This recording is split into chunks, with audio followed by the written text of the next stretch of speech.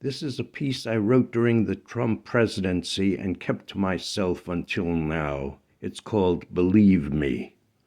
Believe me, I'm the most incredibly believable person, if I must say so myself. Believe me, I'm the biggest believer in God, even bigger than Mike. Believe me, I have tremendous respect for the millions of Americans who think of me as God, even though I don't completely agree with them.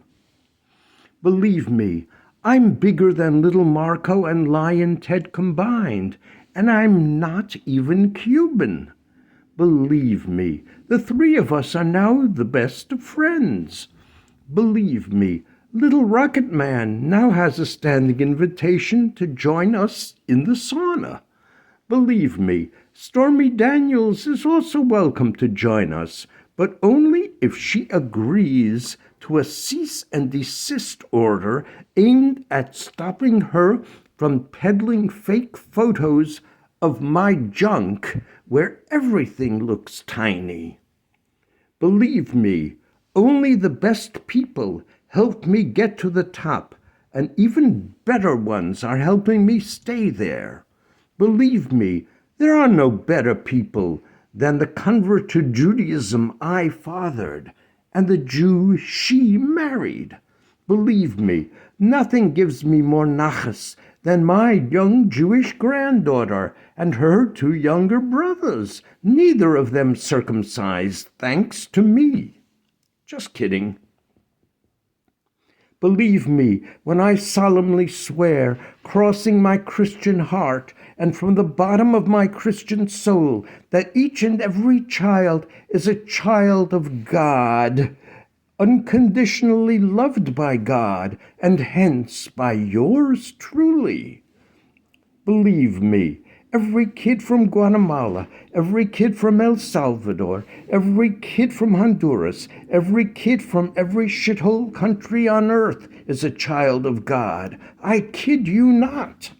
Believe me, Melania believes that too, or else would she have donned a $39 jacket emblazoned with words of compassion to fly to a border infested with shithole-spawned kids? Believe me, I married Melania more for her compassion than her looks, and our relationship has only grown stronger as we've both grown closer to God. Believe me, if I cheat on her from time to time, it's because her religiosity has outstripped mine.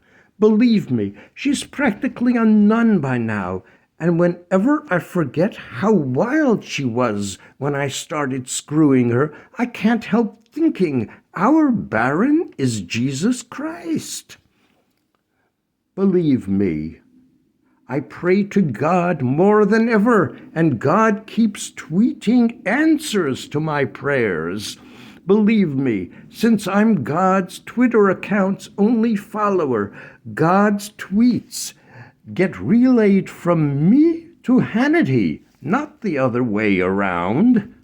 Believe me, Hannity loves me like a brother and would do anything for me, short of lying for me, which he would never do.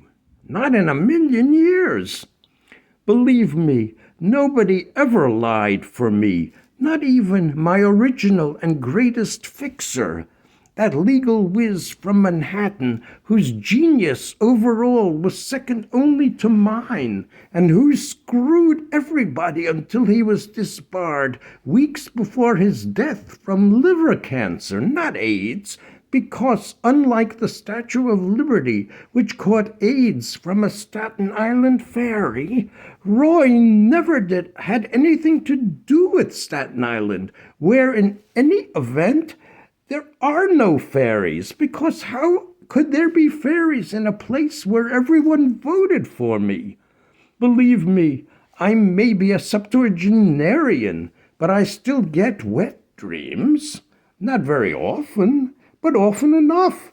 And oddly enough, all of them feature Vladimir Putin screwing Hillary Clinton. Believe me, I'll still be president long after all my enemies are gone, because nobody can touch me, much less bring me down. No Bob Mueller, no James Comey, and above all, no Walter Cronenberg, no cocksucking Jewish poet from the Bronx, who's the biggest fucking loser in the world.